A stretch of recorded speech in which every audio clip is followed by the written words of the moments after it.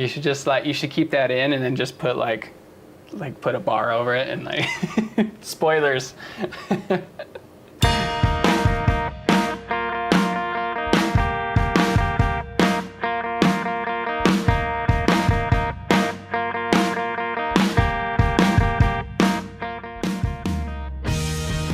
My name's Pants. Welcome to the vlog.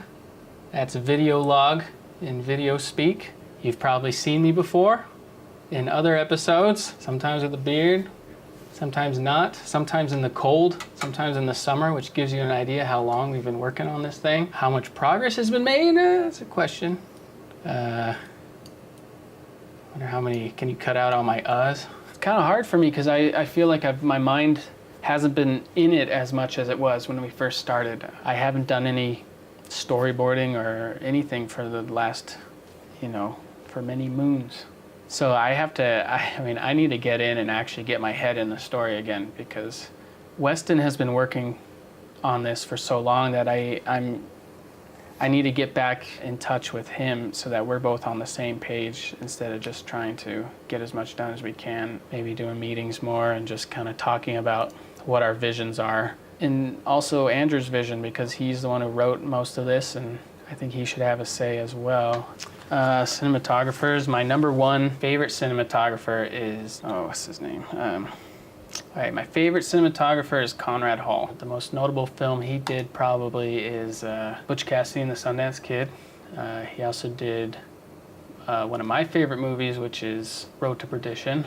He's just a master. I mean, he's a master of lighting. There's an awesome shot in Road to Perdition where they're in this huge hall and there's just hundreds of people sitting on these benches reading newspapers and smoking, and we have this big wide of this hall and just huge beams of light coming in from the left through these giant windows and through all the haze and the smoke. It's awesome.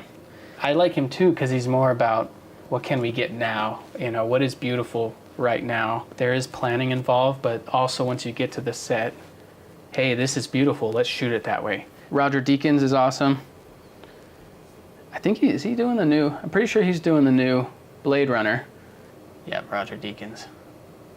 Another thing I've noticed about color is that when it comes to a film you're watching, if it's done really well, I mean, as a cinematographer, I'm gonna notice. I think most people don't notice it. And when everything is done right and it flows really well, even something that really is not natural at all will look cool and will feel natural.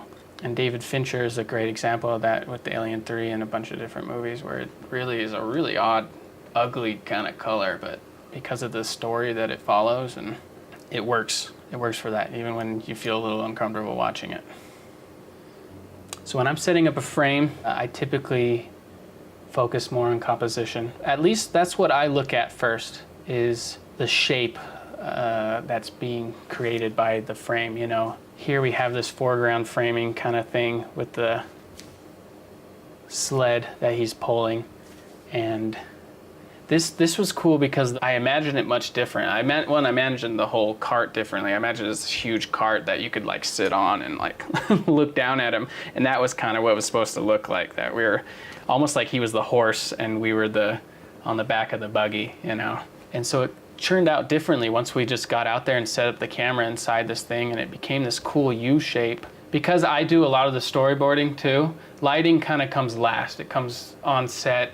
I like to play with it unless I have a very specific story-driven reason to have dark lighting or hide someone until we reveal them. It's the very last touch.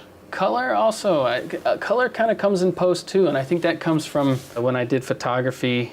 I was a very quick photographer. I like street photography. I like having some very basic settings and just capturing cool moments and letting the moment be what the whole image is about. And sometimes you'll be out of focus and it won't be perfect, but it's the moment that makes it an awesome image. And maybe more experienced colorists can know how to push color in post the way they want, but I haven't figured it out yet. If it's not done right in the camera, it's very difficult to get what I want. And so that's why I decided I needed to be on set to get it right, because I was getting footage that just didn't, there was only so much I could do.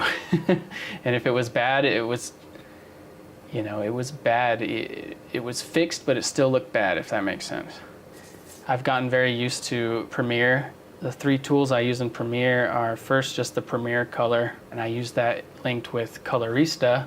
I use Colorista more for my color grading, and then top it all off with Film Convert, usually with just some grain. And as we do pretty quick commercial type stuff, and it's just been easier so far just to do everything right in Premiere. But our goal is to make our way into DaVinci Resolve. So this whole thing is gonna change how I do color, how the film reacts to the tools that we have in DaVinci's. You know, it's all different, and we'll see. I'm excited that a lot of this will be more color grading and not trying to just make it flow together and match, because that is so frustrating sometimes.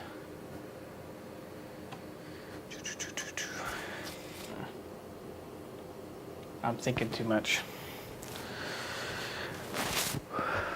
All right, I need to get back to work. We'll see where this goes. I have absolutely no joke to end this thing, so cut. This video is just gonna make me look like the idiot that I am.